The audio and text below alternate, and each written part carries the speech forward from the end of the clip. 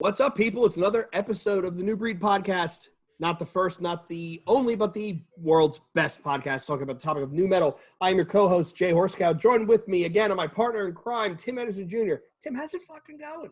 Oh, great, man. Fantastic. Great weather. Oh, the weather right is now. Nice. I got It's the warm window during the open. day. It's cool at night. Love it. Shorts weather, which is right in my, as a fat guy, that's right in my sweet spot. Yeah. Dude, I have hoodies. It's wildly off topic. I have hoodies that I bought right before all touring stopped that I didn't realize I've never even worn. I found a Vamakara hoodie up in my closet that I forgot I even bought.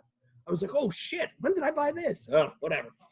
Yeah. All right, people, so back to the task at hand. So this one's going to be a bit of a rambler. Tim and I haven't done this in a while. We have a bunch of topics we're going to try and cover off, see where the conversation goes, and have a little fun with it.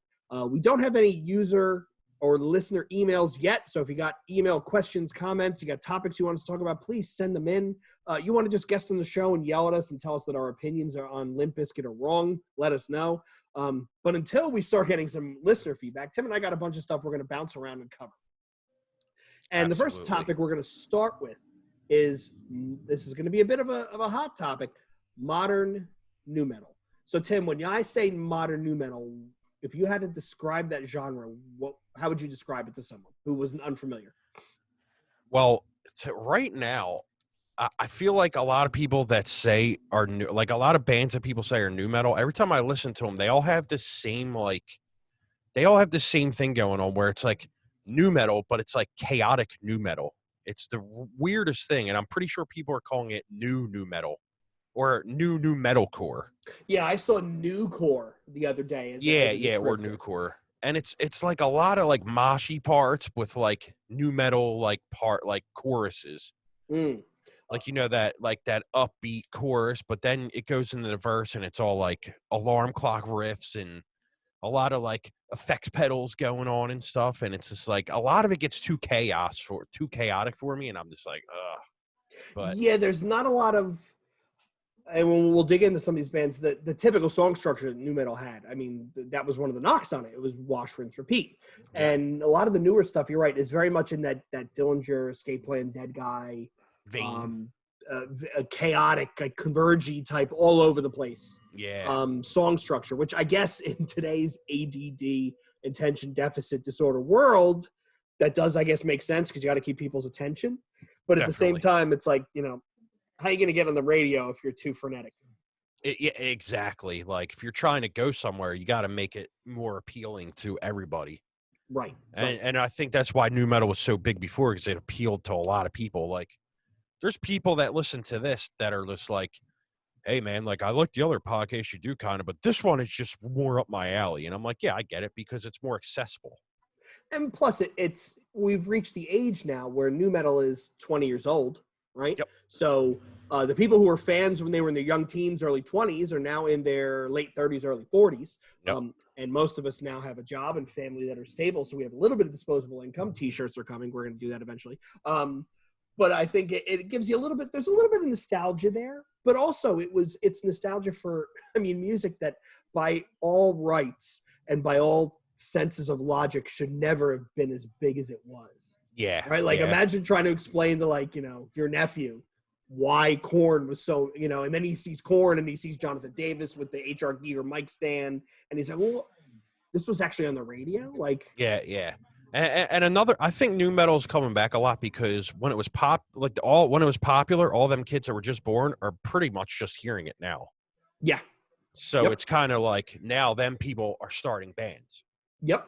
And Jordan from Zone Zero said that. Yep. Adam from Orthodox said that. When you interviewed Matt from Boundaries on your other show, he talked about how he, one of his first heavy albums was Subliminal Verses. Yeah. So that the generation that came of age listening to that stuff is now starting to make music themselves, which I'm sorry, I fucking love it. Bring back the windbreakers, bring back the fucking basketball jerseys. Just don't bring back that neon merch. Remember the neon merch that was like the Arsonist Get All the Girls, Dr. Acula, stuff that was fucking terrible. Garbage. Yeah, don't do that. So don't bring back white belts either. Yeah, or the belt buckles on the side of whatever.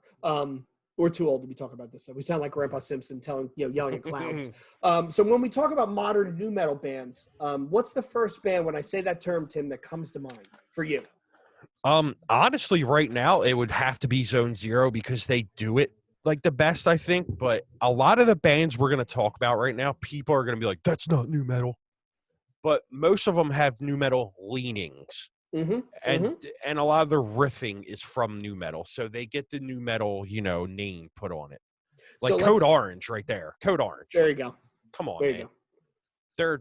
You can't say they didn't listen to Korn and stuff. They have Korn riffs. They have all that stuff. I mean, I think going the Roadrunner just solidifies them as being in that new realm.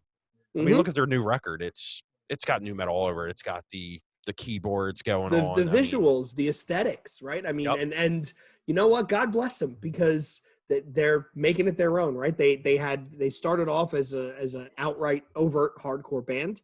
They started to introduce some industrial stuff. Then they started to introduce some nu metal leanings. I thought Forever was great, and now the newest one, it's solidly in that zone. And again, there's nothing to be afraid or embarrassed about, because it's pretty fucking cool when you actually. It is. I mean, the last record was pretty decent. This one I enjoyed more, but they're one of them bands that are good. They're very talented. They just don't. They're not one of them bands if I need to listen to something that I put on. I listened to the record a few times and I'm like, all right, cool. That's one of them bands to me. I liked the newest one. I listened to it the whole way through. I like how they've used Reba singing more. Yeah. I like to do more of the like radio friendly stuff. They just did that total knockoff of MTV Unplugged, which I think is brilliant. If there's any band that has been able to keep themselves relevant and define their milieu, for lack of a better term, during the fucking lockdowns, it's been Code Orange. They have consistently reinvented themselves. Shit, I actually paid for the Shade DJ session they did one night where he was just DJing for an hour and 40 minutes. It was actually really good. It was really good. I'll have to check it out. So another band that I think I would put solidly in this realm, and I think you mentioned them early on in this episode, was Vane, right? Connecticut's Vane. Absolutely. Where, they had that, that kind of nu metal sound. There was always that, the whispered dynamics with the vocals, the singing versus the screaming. And on the last tour, they actually added a sampler deck guy, quasi DJ. And like we were talking before we just started, that remix album, remaster of their old demos just came out. And it is solidly right it has one foot in the nu metal world. And I think that if you consider the trajectory that their music has taken thus far, it is a logical next step. They could put out an album comparable to Code Orange's newest one, and the next album, and everybody would just go, well, yeah, that makes sense. That's the direction they were going. Yeah, I think a lot of bands in the hardcore metalcore genre, they get sick of writing just the same old two-step and the same old breakdown and you know what I mean? So, and then I think you start seeing their influences come out more when they want to change. And then labels like Roadrunner notice that shit, man. I mean, if the band is huge when they're doing it with just a hardcore sound and then they add it in and the fandom doesn't go away, that's when you know that you're a good fucking band. Yeah. And I think we could both agree they put on live. They are a fantastic live band. One of the craziest live bands. And it sounds fantastic. It sounds fantastic. Them This Is Hardcore sets are legendary, man. Oh, I am so pissed that one year I missed that Sunday where it was them and Queensway and Easy Money had their breakout sets. You're talking about the Windbreaker set. Windbreaker set, yeah, where that shit was just ridiculous. Lost their mind. It was fucking crazy, dude. I was scared to stand near that pit. It was that crazy. I am still kicking myself that I missed it. Yeah, you can always watch it on 856. That's right. That's true. Shout out to Sonny, contribute to his Patreon. So another band, Tim, that I don't know if they would be – I think they would probably be okay with the fact that we're saying they have nu metal influence. Harm's Way. Oh, absolutely. Right? The newest Harm's Way definitely has some in – what's it, Posthuman? Postmortal? What was the name of it? Posthuman? Posthuman, I think, yeah. How many beers have we had? I don't know. Well, you know what? I interviewed him and asked him about that, and he said absolutely there's nu metal leanings in it. So, but he considers them a hardcore band. So, but they'd had the nu metal leanings in it. The riffing is, come on, dude. Yeah. Korn again, right there. Absolutely. And even the one guitarist, Bo, I think is his name, he's talked before about how he's a big fan of even Nine Inch Nails, where if you look at Nine Inch Nails' later catalog, look at The Fragile, look at With Teeth, there's some definitive new metal crossing over there. Now, truthfully, and I know there's some fucking Nine Inch Nails fan somewhere that just had a stroke. He's mad that I said that. But if you look at new metal that had its industrial leanings, when it leaned industrial, it was leaning towards the Nine Inch Nails Ministry skinny puppy side of industrial. It wasn't leaning towards to like, no offense to them because I love them, but like the KMFDM, the Front 242, it was way more the noisy, jackhammery type stuff. Yeah, I mean, look at Orgy. They weren't really a new metal band, but they got lumped into it. They were basically a pop AOR rock band, right? Yeah, pop electro, some shit like that. Which they were, they were that one of those weird bands that sat in that lane between new metal. And remember when their radio was trying to make electronica a thing? They were pushing, what was it, Fatboy Slim and the Chemical Brothers and Sneaker Pimps, and they were pushing all that shit. Orgy kind of sat in the middle of that, which is probably a reason why they were as successful as they were. I love that band. I love all their records. I dug it out. I put it back in my my YouTube music library. I just haven't re-listened to it ever since we talked about them a couple episodes ago. Yeah, you should listen to them. But and back to Harm's Way. Even the record before the new one had new metal stuff all over it. Oh, Rust, absolutely. The single was a complete new metal track. And you know what? Fuck it, it's great. It's great. It is great. And if bands get mad that you say they have new metal leanings in them, so fucking big. Dude, new metal was the biggest music genre to close out the last century. Exactly. Right? Limp Bizkit was the biggest band in the world going into the year 2000. And did you ever notice that all of the biggest metalcore and hardcore bands are all the ones that have the new metal influence in it? Mm-hmm. Orthodox. Mm-hmm. There you go. Yeah, Adam will cop to it. Yeah. I mean, we can't say why they're one of the biggest. That'll come out eventually. And people will be like, oh, okay. But come on now. What he told us, there's a reason why that happens. Yep. Speaking of Orthodox, let's just go into them. Oh, yeah. Yeah, that newest album? Absolutely. Yeah. Absolutely. And like you said, a lot of your more modern new metalish type stuff has the aggressive metalcore chugging. It does have the breakdowns. They have that one breakdown in the first song. It's like at the 3-minute mark where I just want to start throwing things around. Sick, yeah. But they have those leanings and you can hear it sonically. So they're one of the best bands to add that ambience in there without doing it on purpose. They have this way, them dudes have this way of adding an ambience to their sound where it sounds like they didn't really mean to do it, but they're such good musicians that they just do it anyway. Mm-hmm. That's what drew me into that record, man. That's such a fucking good record. Yeah, it really, really is. And in that same vein, right? Pardon the pun.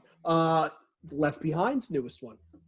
Yeah. Right? Yeah, they have more of a groove to them, more of the groovier side of new metal. I guess like a Static X or something along those lines. But that new album is fucking awesome too. Which one?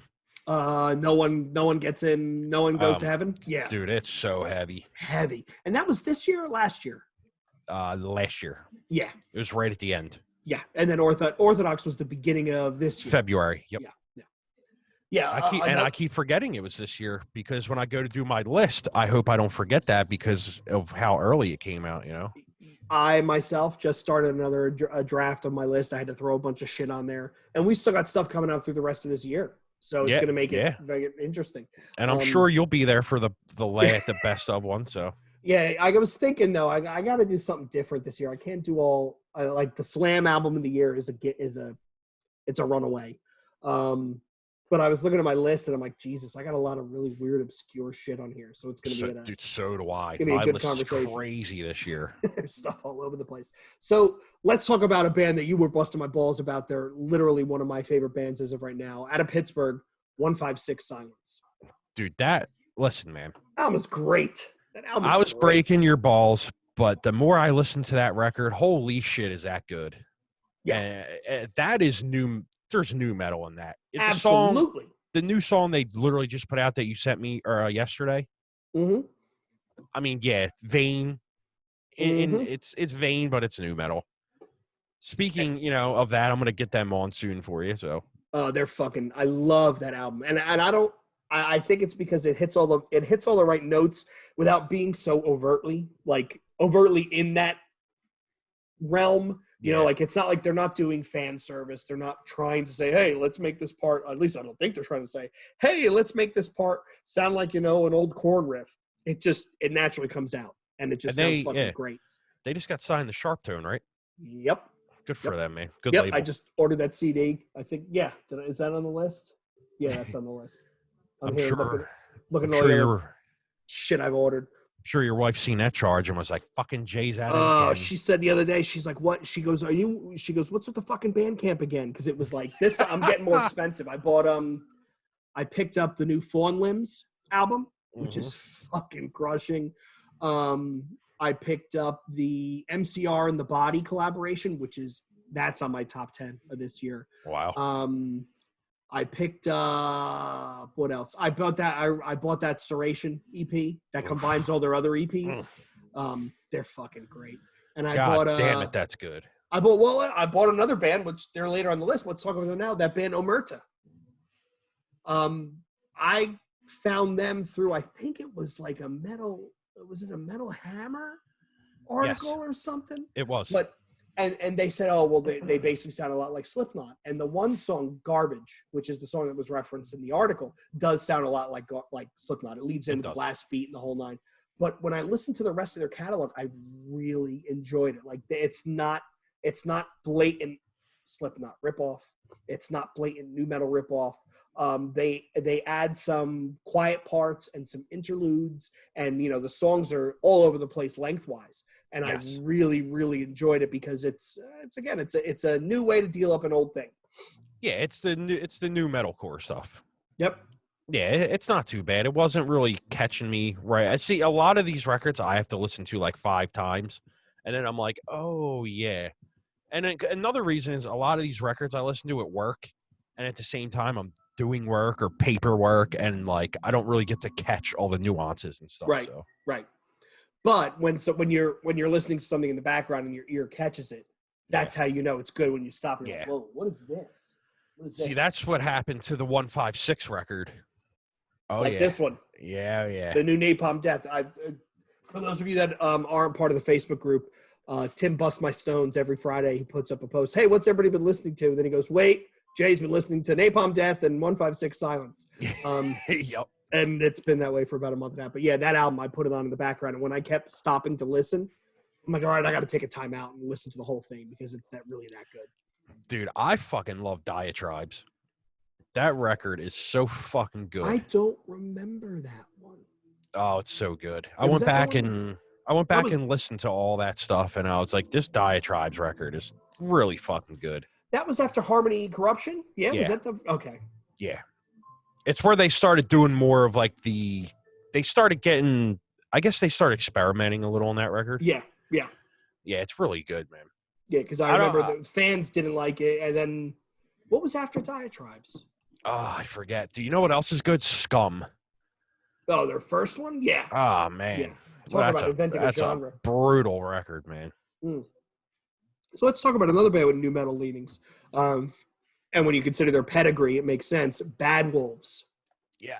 You know, it's funny. I have that on my list to talk about. Like, they're definitely a new metal band. They're more, they get considered rock because they're all over the radio, but that's a new metal band all over the place. Well, it's Doc Coyle, and the lead singer is Tommy Vext. What was he in before this? Was it Vext? Was that the name of the band? Yeah, he was in Divine Heresy. Yes.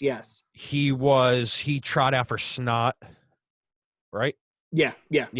I think when they did the Tons or whatever, I think he was the singer. Yeah, he was a singer for that. Divine Heresy was fucking incredible. That's Dino from Fear Factory and what's his name from Nile. It was the drummer. Wasn't the drummer from El Nino? Dave Shivari? No. It was Tim from Nile.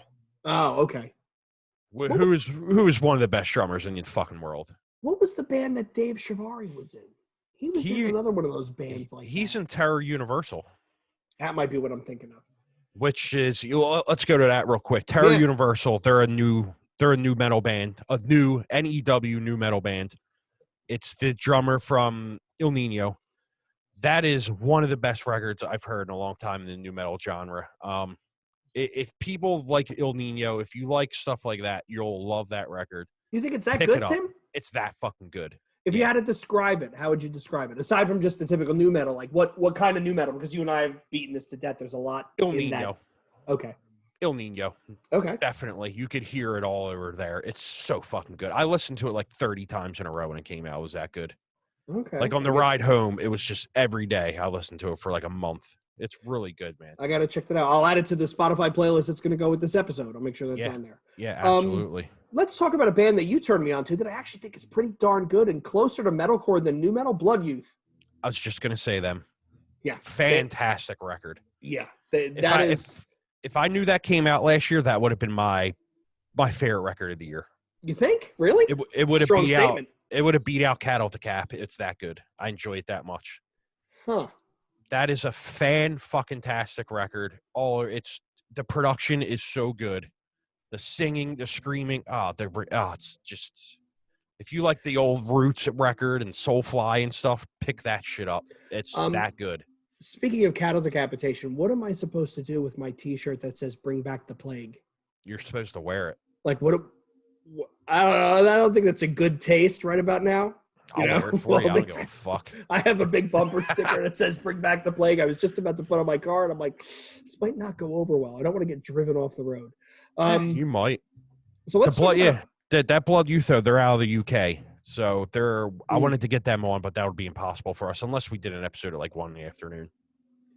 Yeah, because they're 8 hours ahead? Yeah. 6. Yeah, 6 hours. So we got to get them up in the middle of the night. Hey, you want to get up at 3 a.m. and talk to us? Hey, I've done it. I interviewed a guy from Norway once, and he was like on, and he was like in his kitchen all talking quiet because his kids were asleep. It was pretty fun. That's hilarious. So how about, let's talk about another really young band that's starting to get noticed. Let's talk about the band Tala. Is that how you say it? Yes, sir. So they get nods for Max Portnoy. Yep. You know, his son, the drummer from Dream Theater, his son's in the band. They have a female guitarist, which I've seen her interviewed a couple of times. I was telling Tim before we started, I just watched the live in a room set that they did on 856. That Sonny from 856, again, shout out to Sonny, premiered.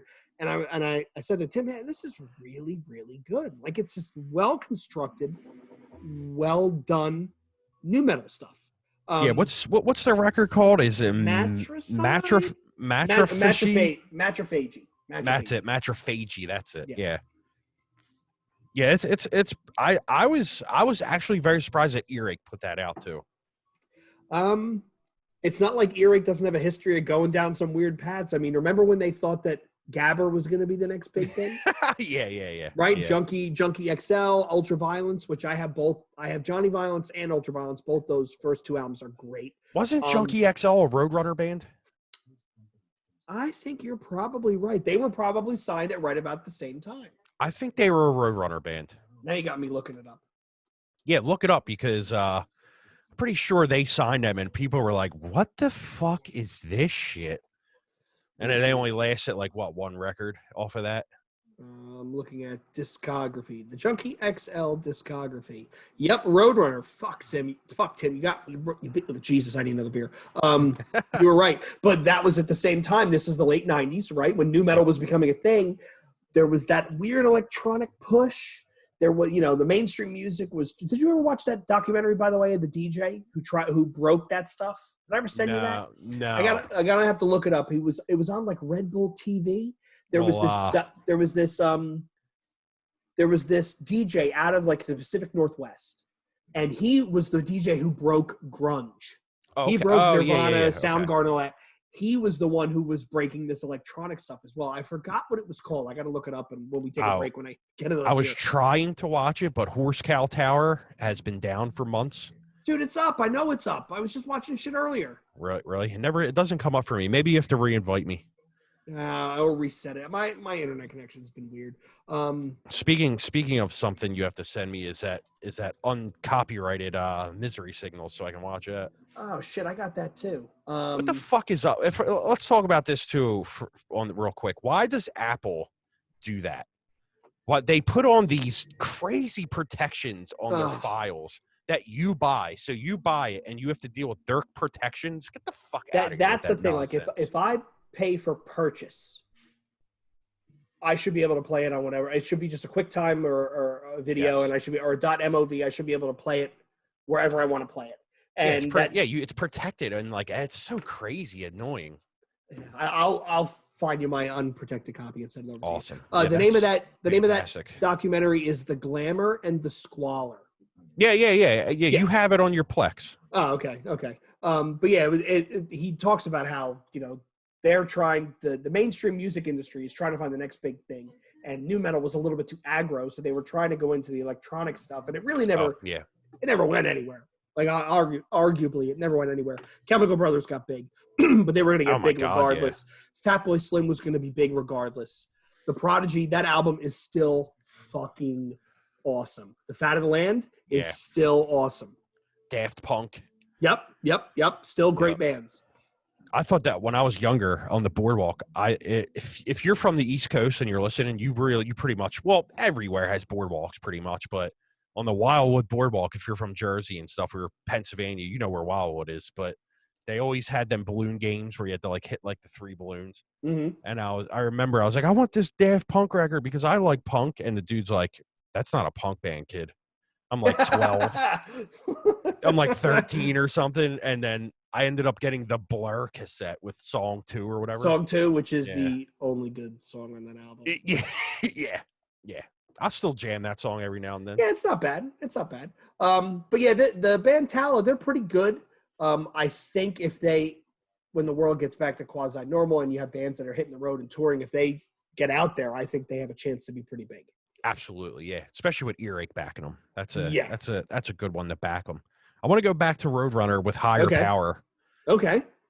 One of my records of the year, Higher Power. That record is absolutely incredible. I wouldn't really consider it a nu metal record. I more consider it like a grunge record, to tell you the truth, with nu metal in it. That's a great fucking record, man. Yeah, there is definitely a heavier grunge influence. Somebody described it, I forget where. They described it as VOD with Ozzy Osbourne singing.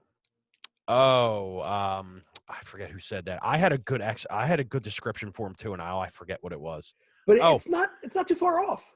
I call them a nu metal. God damn it! Who's that band with Dave Navarro? Chili Peppers? No, the other one. His main band. Jane's Addiction. Jane's, yeah. They're a fucking hardcore Jane's Addiction. Yeah, the vocals. Because Perry Farrell has those very high nasally vocals too. Speaking of Jane's Addiction, they are a fucking good band. I used to hate on them dudes all the time. Yeah, their one record, man, one of their later records is fucking incredible. They're one of those bands which has influenced so much of the music that we listen to. Yep. Oh my God. Either overtly or under the covers, right? Covertly. They have influenced 90% of the shit we listen to. And yet most people probably don't even think about it, if you're not thinking about being caught stealing or some of the other stuff. Yeah, Navarro is an underrated guitar player. He's good. Absolutely amazing. Yes. I used to think he was a douche, but that band is really good. Speaking of amazing guitar players, everybody knows that Eddie Van Halen passed away. I dug out a lot of the older Van Halen stuff. I was listening to that this week. Jesus, he unreal the amount of talent that guy had. Yo, fucking ad break right here. Bro, strawberry lemonade, dude. I need another beer. Oh my God, that's the first time I've had a sip. Holy shit, that is good. Yo, truly, fucking sponsor us. Keep going. I'll be right back. Every fucking episode that we do, I've drank Truly every single time. Dude, while we're taking a little break here, that strawberry lemonade is absolutely incredible. Holy shit, that tastes like a Jolly Rancher. So that is very dangerous, but Truly needs to sponsor us.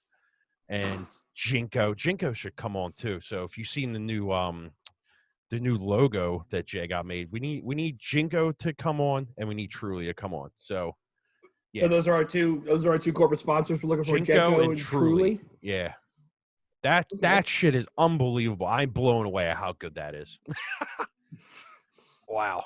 We would have the weirdest assortment of, like, if we had like NASCAR uniforms, we'd have the weirdest assortment of sponsors. That's completely fine with me, dude.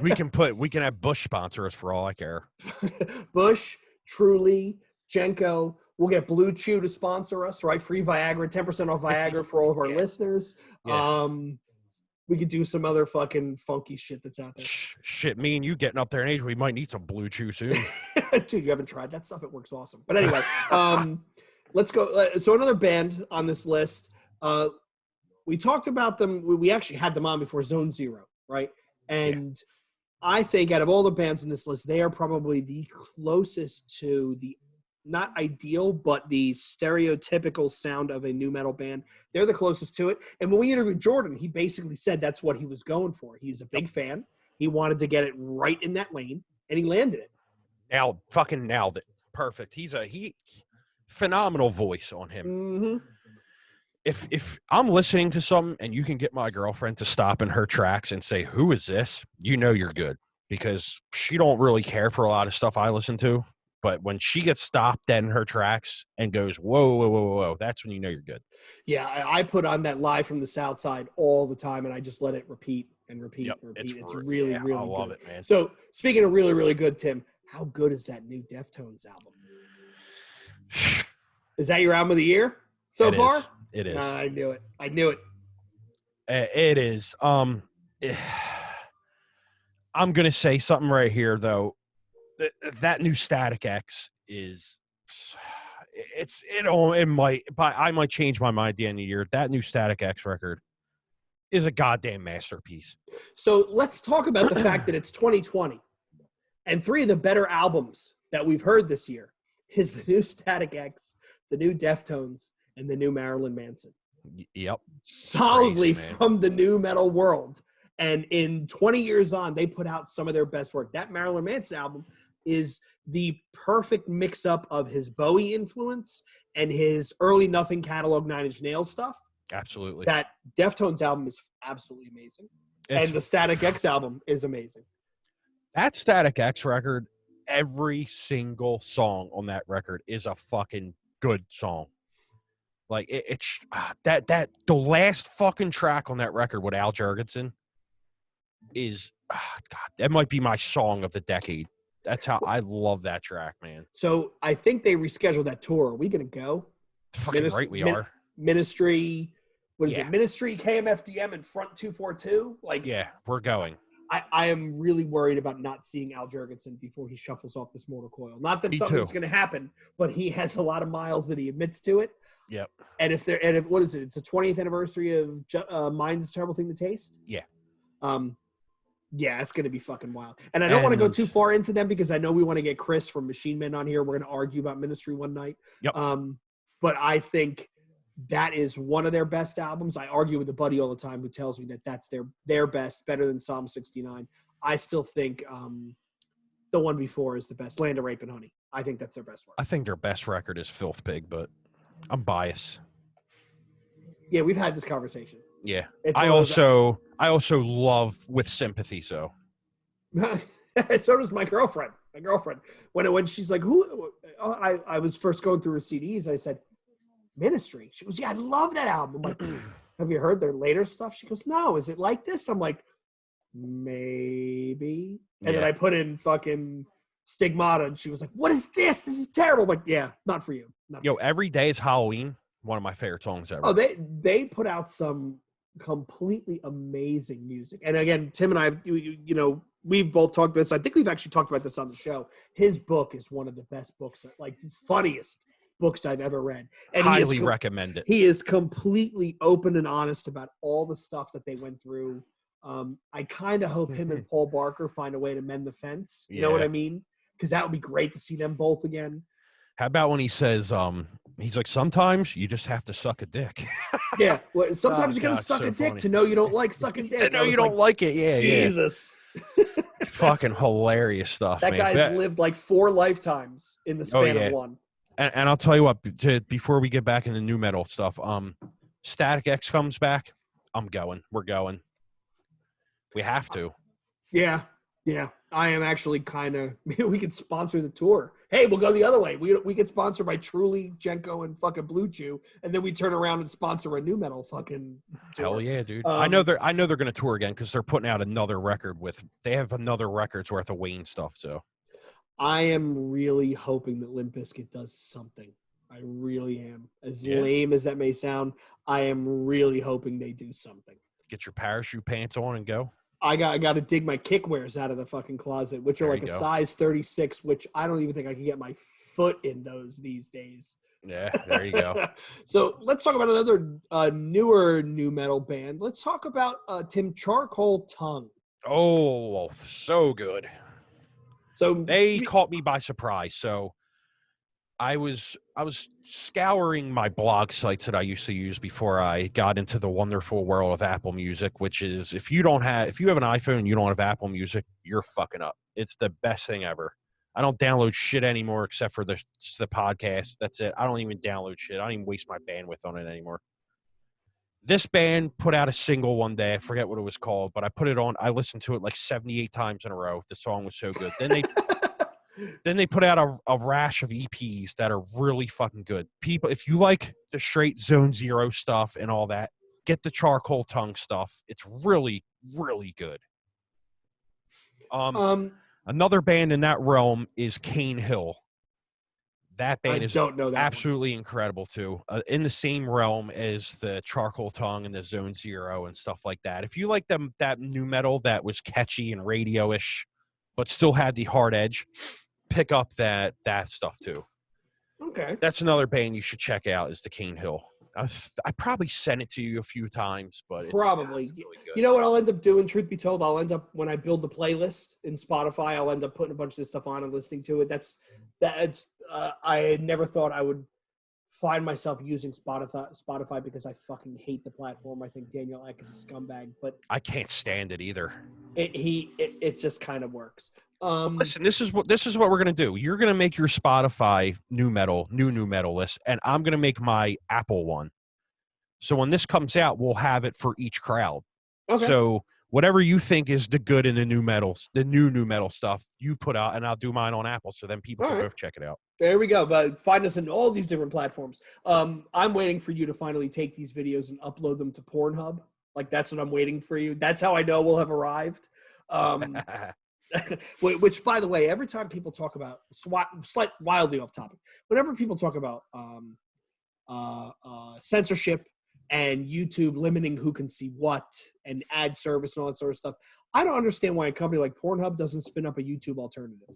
They already have the technology. They have the hosting size. I mean, there's probably more people visiting Pornhub than visiting YouTube. Let's be honest here. Yeah, and I mean, don't get me wrong.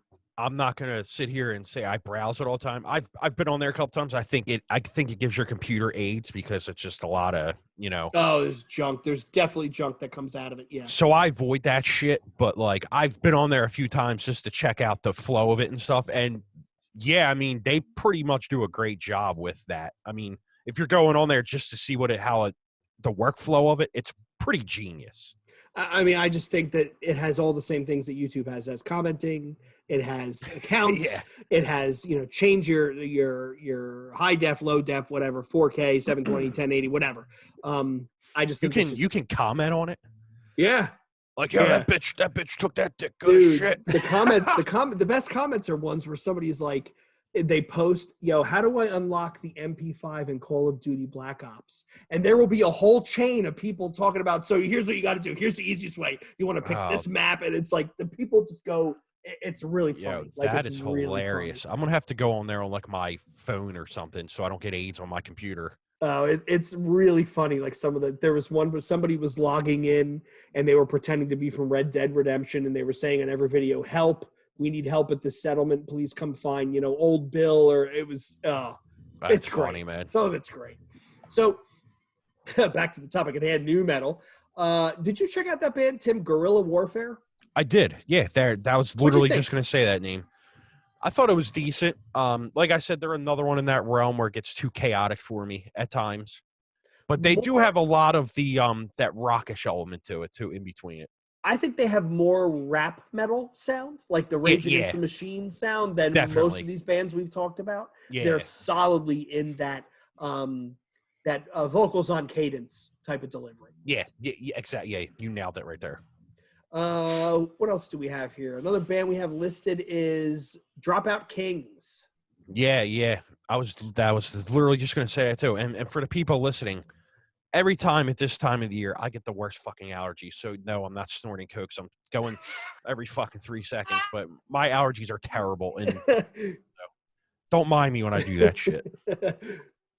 Yeah, that's literally John. My throat's itchy as hell right now. That's why I keep going like this. But It's changed the seasons.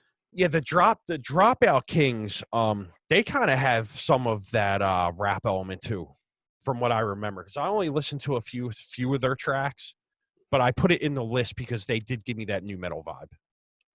Yeah, it's definitely pretty good. And then They're, we got a couple more on this list, Tim, and I think you're more familiar with them than I am. So okay. I'm just going to throw out some names and give us a little bit of color here. Let's talk about A Killer's Confession. Excellent band. That is the old singer from Mushroomhead, Waylon Rivas. Okay. He was in Mushroomhead for a few records. They have 2 records out now that are very, very good. The new record might be in my top 10 at the end of the year. I'm not exactly sure yet. I have to listen to it a few times.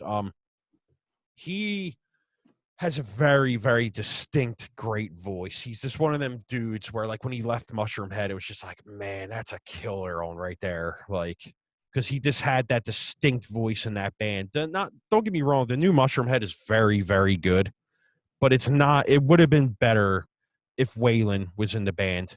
And I want to make sure that is him because I always get them 2 mixed up with all the other singers. Yeah, that's him.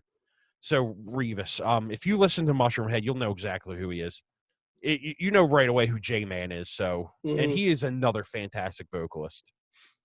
I got to check that one out. So next one up here, Tim, For Whom It May. I have never heard of this band before. You would Explain absolutely love that band. More on the rock element, 7 strings, 3-piece band out of, I believe they're from Texas. They put out a record 2 years ago that I had on repeat non-fucking stop. If you like new metal that's more radio friendly, like I would say like a Breaking Benjamin, that kind of vein, but still has that swag of new metal in it, you would love that band. I highly recommend checking out that record. And let me go on my Apple Music and look at what the record's called so people can easily do it. They also just put out a new single not too long ago called Sync, which came out a few months ago. But the record they put out in 2018 is called The Great Filter. And it has a song on there called Calculate that I've listened to like a million times, which I'll add into my new metal list for Apple. Okay. Gotta check it But out. that's a band you should definitely check out. I got another one here on your list, Tim, Sylar, which I think I have heard of. Yeah, Sylar is they're more on the new metalcore realm. Okay. They have a little bit of a tiny bit of the rapping going on, but they're a very, very good band as well. I literally just got into them about 2 months ago. They have a couple records, and the latest record is more of like a straight up rock record, but it's very good. They have like the electronic stuff in there as well. So if you like bands in that realm, like the one band we just talked about before with the electronics, like they're more in like the Dropout Kings and the Dark Complex and that kind of stuff, which I don't know if I put on the list. The Dark Complex is I think it's called Dark. It's spelled Darke Complex. I listened to them at work for like a week straight. Let me pull the record of that name up too, because I have all this shit in my phone. So yeah, they put out a record in 2016 called Point Oblivion, and then in 2015 they put out one called Widow. So they haven't put out anything in a while, but they're stuff. It's stuff that you would enjoy a lot, actually. Okay. Okay, I will check that out. Last one you got on your list here, Tim. Another band I have never heard of. Dead. Yeah, DED. Yes. Yeah. If you like Static X stuff like that, pick that. Okay. The Grab that. industrialized new metal. Yeah, kind of. They're weird. They're hard to explain. The singer was just on with he was on Talk to Me. If you know that podcast, he was also on Joss's podcast. I forget what his name is, but if you like that kind of new metal stuff, you would pretty much dig this. It's more upbeat and more spine shankish and more. Okay. Yeah, I think they all wear like the makeup and they not dress up fully like a Slipknot thing, but you could pretty much tell that they base it off of that kind of stuff. Did you see, by the way, that the other day was the 20-year anniversary of the Height of Callousness by Spineshank? I think New Metal Reddit did it. Yeah, I think so. 20 years. Crazy, right? Fucking crazy, man. Absolutely. It is crazy. I have a couple more bands here. Shoot, keep going. So I don't know if people are familiar with Devin Townsend, but he had a drummer. His old drummer Ryan Van Pooterheener, or whatever the fuck you say his name. He's got the weird last name. Excellent drummer. He started a new band. They're called I Monolith. It's him. It's the singer from Threat Signal, who was also in Archaea. Archaea was the band that with Raymond and Christian, right? Christian from Fear Factory. It was them. And then it has people from Strapping Young Lad in there. They put out a record. I forget what it's called, but I Monolith. It is in my top 10 of the year. It's a fantastic record. Check that out. It's more of the vein of just straight up new metal shit like Zone Zero, stuff like that. It's very, very, very good. That is a record I'm highly recommending people new metal. If you like new metal, check that goddamn record out. What's his name is a really good vocalist too. He has a really distinct voice as well. So check that out. The next one I kind of put into the realm of higher power, which is Turnstile. You could definitely tell they have the new metal going on in that band. You're not particularly a fan of them, are you? Not really, no. Oh, I think that last album, Time and Space, was fucking awesome. I had never heard any of their stuff, never really got into it. It was one of those albums that I put it on, I listened to the whole thing, and then I listened again, and then I listened again, and then I listened again. And every time I listened to it again, there was something else that I picked up on. I really, really enjoy that album, which is funny because, them, Angel Dust, Trapped Under Ice, they're all the same members all sort of crossing over, which, by the way, Angel Dust, I know there's fans out there. That last album was terrible. It was awful. It was the Lemonheads, Evan Dando. I just did not like it at all. And the one before that, Rock the Fuck On Forever? Was great. Yeah. It was great. It was decent, but the new one is trash. Yeah, not a fan at all. I don't care what anyone says. I don't care how ignorant it sounds. It's just trash. Take it or leave it. What else you got, Tim? That is about it for there's a band, I forget where they're out of. They're called Loathe. Straight Deftones ripping. More on the gent new metal side. Okay. Which a lot of the new metal core bands are doing. They have that gent feel to it where you got the 7/8 strings. 7 and 8s, yeah. It's just bumping along with the drums and stuff. But that Loathe record it just came out this year, I think in March, I believe it was. They have a song on there that is so fucking good. It's just Deftones worship, but really good, man. Check that band out. Okay. And the last one I had, I've never heard this band, but I wrote them down anyway because I see them everywhere. They're called From Ashes to New. Okay. Don't know what they sound like, but I guess people listening would know, but that is something we got to throw on our list right there. And other than that, I'm sure we're missing 40 fucking bands, but I mean, there's a ton of bands. There is a lot out there. And there are a lot of bands where the Venn diagram of their new metal meetings and their other meetings is maybe small, maybe tenuous at best, but there are a bunch. I'm actually looking now. There was a band that I came across, which funnily enough, as soon as I came across them, they broke up. And they were, what was the name of this band? This band was Shapes. SV? SHVPS. Yeah. I heard a track of them. I forget what they sound like though. I really liked it. What did you think of? Did you ever hear the band North Lane? Did we talk about them? Yeah, North Lane is an old, like, they started out as like a genty metalcore band, and now they got more into the realm of rock, new metalish band. I forgot about them. They're a good band. How about Ocean Grove? Nah, never heard of them. I have them on this list. I have a whole bunch of Zone Zero. There's a band that Mario just signed from upstate called Matriarchs or Matriarchs or something. Matriarchs. Yeah, they're definitely a new metal band for sure. Because I asked him, I'm like, man, that's a weird signing for you, and he was like, no, not really. I like all types of shit, but pretty good band. There's the girl who sings for them is very popular, so it's a good signing for him.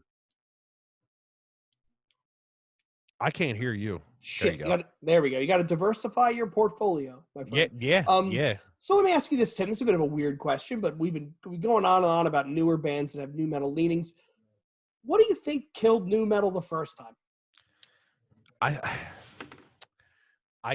That's a hard question, man. I think the style of new metal won out first. Okay. And by that, you mean the look, or you mean the lifestyle, the look?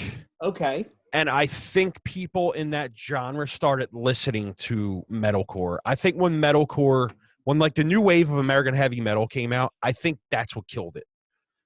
I think bands like Chimera, when they went into the more metal phase, and bands like As I Like Dying and shit, I think when that genre came out, I think that's when people stopped looking at new metal. And because that genre after new metal is the biggest genre in extreme music. I don't care what anyone says. What, metalcore? Absolutely. Yeah. Because, and I think we can argue this, Tim. I'm not even arguing. I think you'd agree. The reason why that genre is so big is because it's so hard to define. Yeah. It covers so much ground.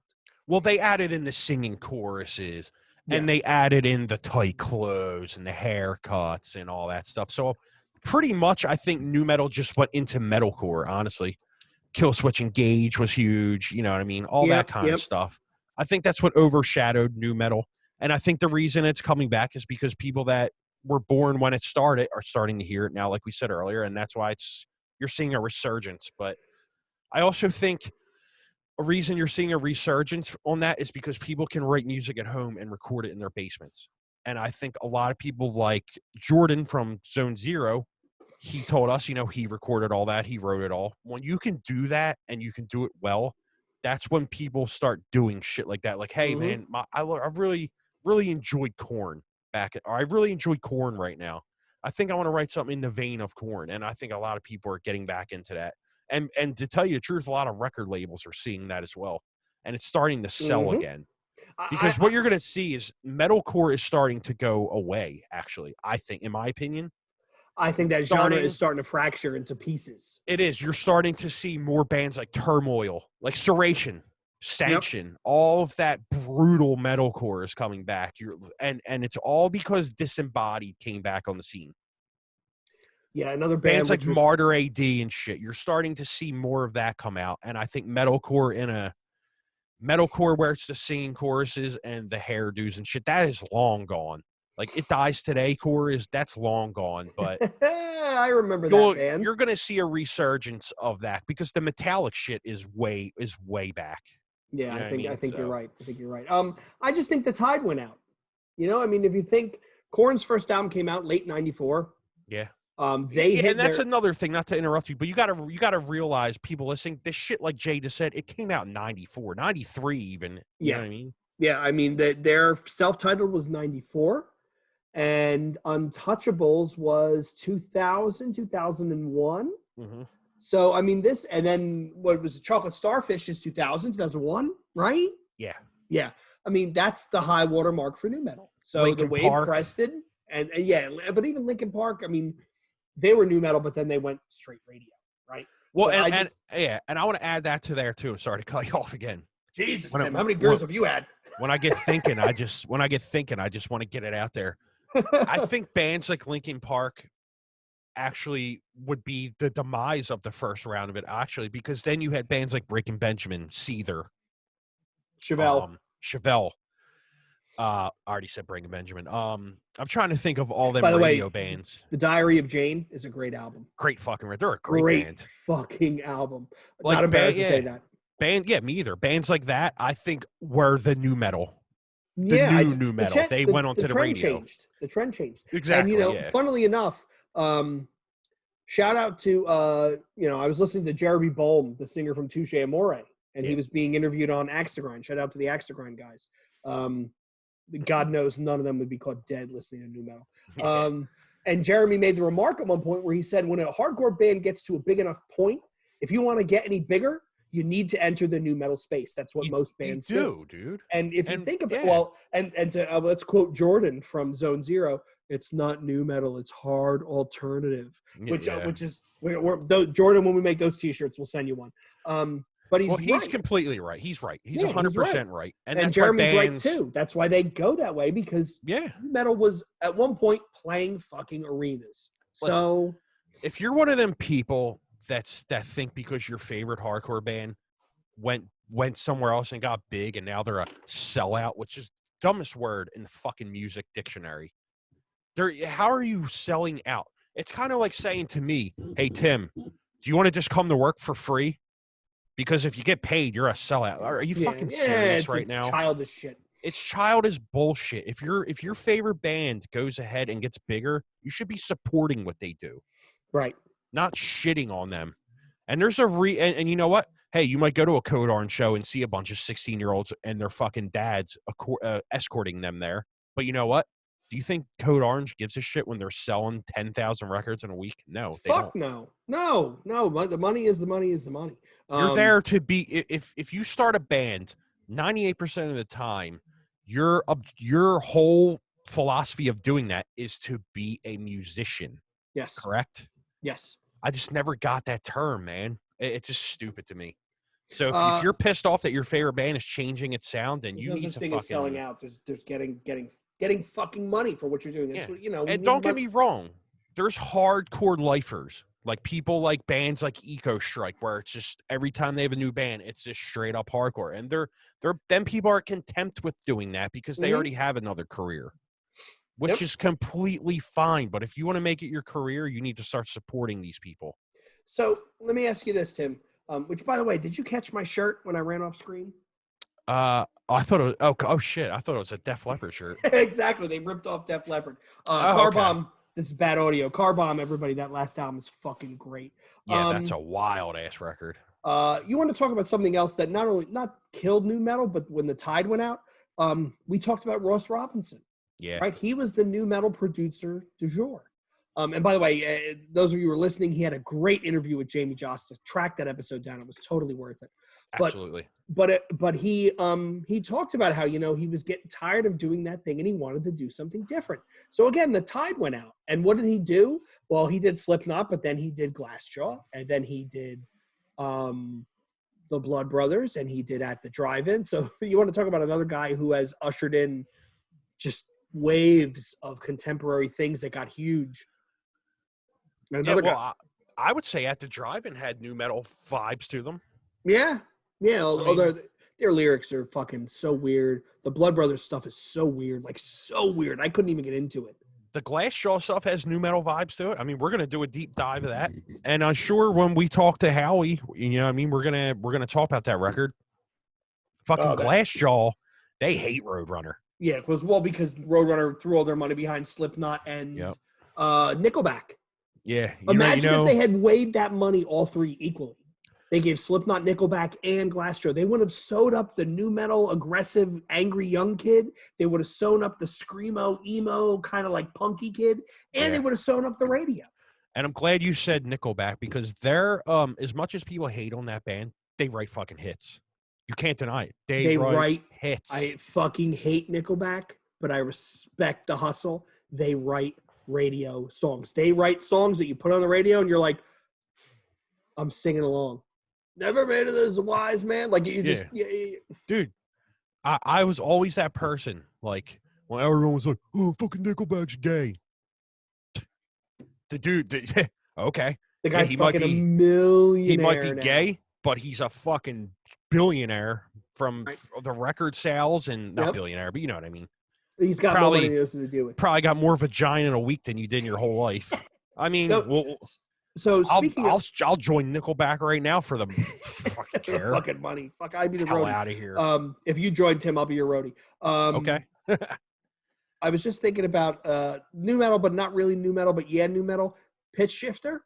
Absolutely. They have been releasing, if anybody's a fan of them on Bandcamp, they actually recorded a bunch of their live sets throughout their career. Yeah. And with different albums. So they would record and release live shows. I just bought a whole bunch of them. They have a book coming out that they just did a GoFundMe by J.S. Clayton. He took a tour diary on their tour. I think it was like 95 with Gravity Kills and somebody else. Yeah. And I'm a huge fan. I think www.pitchshifter.com is fucking great. I think infotainment is great. I can't wait for us to do the industrial deep dive where we where we do the crossover of the industrial with the new metal, because I think there's a lot of shared ground there, a lot of shared parentage.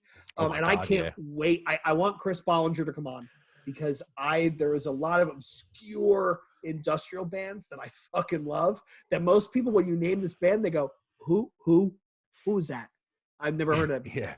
Yeah. This is back in the days when you used to like go to CD stores and be routing through racks trying to find shit. Absolutely. And I just want to say this now too, for people listening. Like, I know we're a new metal podcast, but eventually we're going to branch into other shit that's not new metal, because let's be serious here. Any podcast in new metal is going to run out of material. Yep. It's going to happen. We're going to start talking other stuff. Don't get me wrong. We're not going to talk about the new fucking Pestilence record. That's just a little too far. But it depends how many beers we had, but okay. Yeah, people listening, we're going to get into stuff like Kill Switch Engage and shit like that. You know what I mean? Because that's why be open-minded when listening to us, because me and Jay are definitely after new metal. I'm a huge fucking extreme metal fan. Me and Jay love Cowl Decapitation, shit like that. We could talk about them for 2 fucking episodes straight, probably. But just be prepared for that, is all I wanted to say. Yeah, I just realized that the new Incinerate album came out on Friday. I didn't buy that, so I got to go back to Bandcamp and buy that. My wife's gonna be like, another fucking $3 PayPal charge. What are you doing? There you go. So Tim, I think we covered a shit ton of ground. Absolutely. New metal bands, what killed new metal? Jesus, there's so much more, and there's so much more that could be said. So I think I'm just gonna take us home.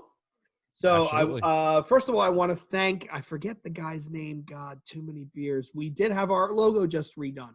So I want to thank Aloe Bazer, whatever, on Fiverr.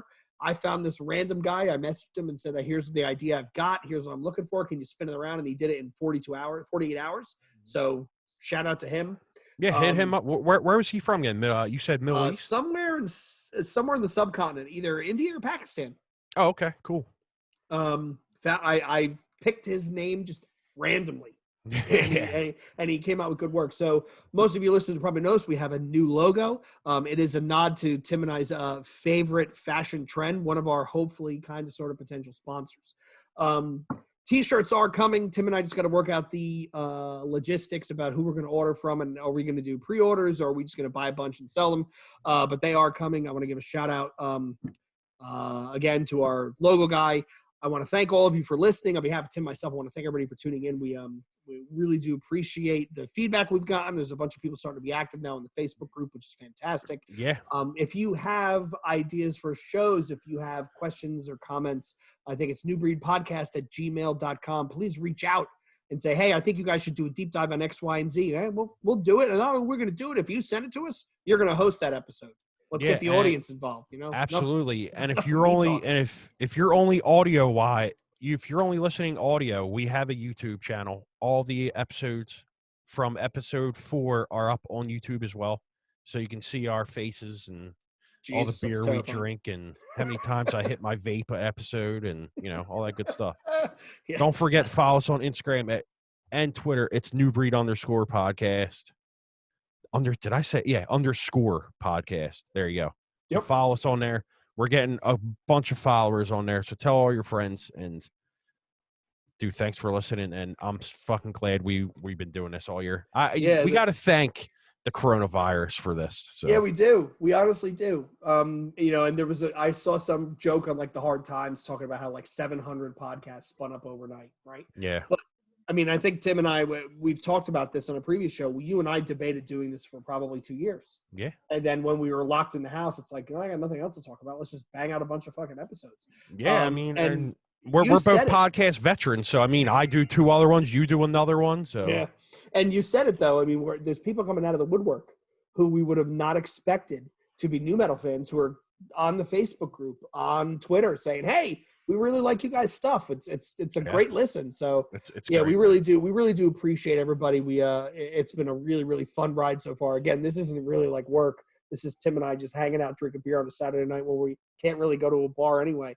So I do want to thank all of our listeners. I want to thank all of our fans. We really do appreciate it. And until the next episode, this is a New Breed podcast saying, clean your Jenkos. Thanks for listening.